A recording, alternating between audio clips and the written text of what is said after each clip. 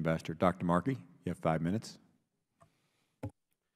Chairman Poe, Ranking Member Keating, and members of the subcommittee, thank you for inviting me to testify about the potential ramifications of a civil nuclear agreement with Pakistan. Obviously, this has already been submitted for the record, so I'll give some brief remarks now. Let me jump right to my bottom line. A nuclear deal of the sort that's reportedly being discussed with Pakistan is hardly the blockbuster that some commentators and the media would have us believe. It is less than meets the eye. Even so, discussions of a nuclear deal are poorly timed, and pursued further would be more likely to prove counterproductive to other near-term security interests than to deliver significant benefits. Now, in the abstract, I can imagine a good nuclear deal with Pakistan, and we should expect that diligent and creative American diplomats are exploring various options for securing and limiting the expansion of Pakistan's nuclear arsenal.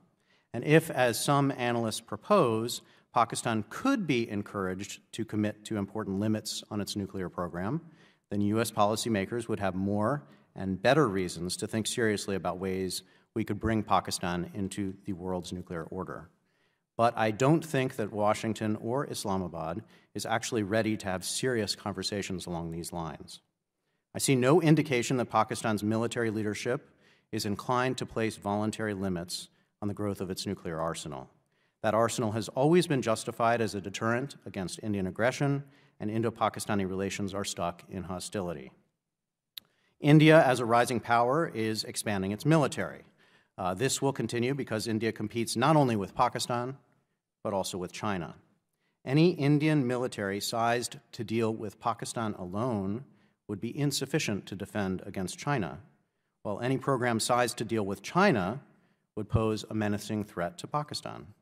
And because Pakistan uses its nuclear program to make up for India's superior conventional military power, the chances of Islamabad accepting nuclear caps while India's military grows are slim.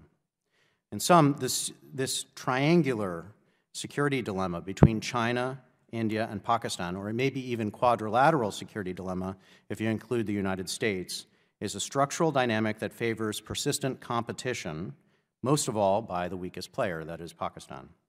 Now, even if Pakistan were to take incremental steps to limit the future growth of its nuclear program, I suspect, and I think the comments already made here today, reinforce the notion that that would not be sufficient reason for the United States to champion Pakistan's mainstreaming in the global nuclear order. Placing limits on future nuclear growth would do too little to address our current concerns about Pakistan's nuclear arsenal, and that arsenal poses significant and serious threats, including that of insider theft, onward proliferation, accident, sabotage, or unauthorized use. So in other words, I doubt our own ability or our interest in delivering on even limited diplomatic benefits that Pakistan would expect if it committed to slowing or stopping the growth of its arsenal, which I already said is unlikely. Now, worst of all, the nuclear discussion shifts attention away from the other issues that worry us in Pakistan.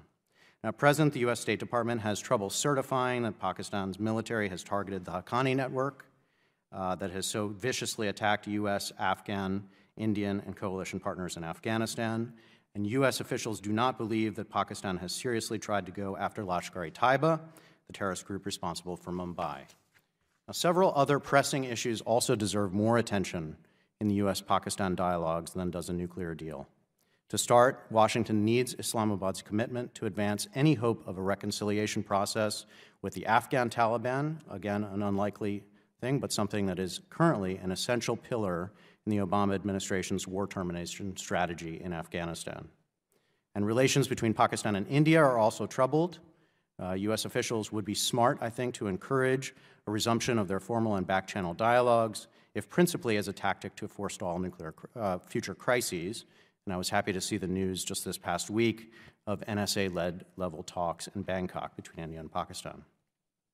And Washington also has much to discuss with Pakistan about the state of its own counterterror and counterinsurgency operations inside Pakistan, from its tribal areas to its major urban centers. Now, if these short-term agenda items were somehow exhausted, Pakistan's current condition raises other fundamental questions about its long-term relationship with the United States. its fragile economy, its troubled civil-military relations, its bloody sectarian cleavages, anti-U.S. prejudices all inhibit trust-based partnership. In sum, this is a big country in an important location with nearly insurmountable challenges at home and with its neighbors. And my concern is that by turning senior-level attention to a nuclear deal, Washington sends a wrong and counterproductive message to Pakistan, as we have in the past. We're too likely to come across as distracted, unable to set and maintain priorities, and suffering from unfounded expectations. Thank you. Thank you, Dr. Marky.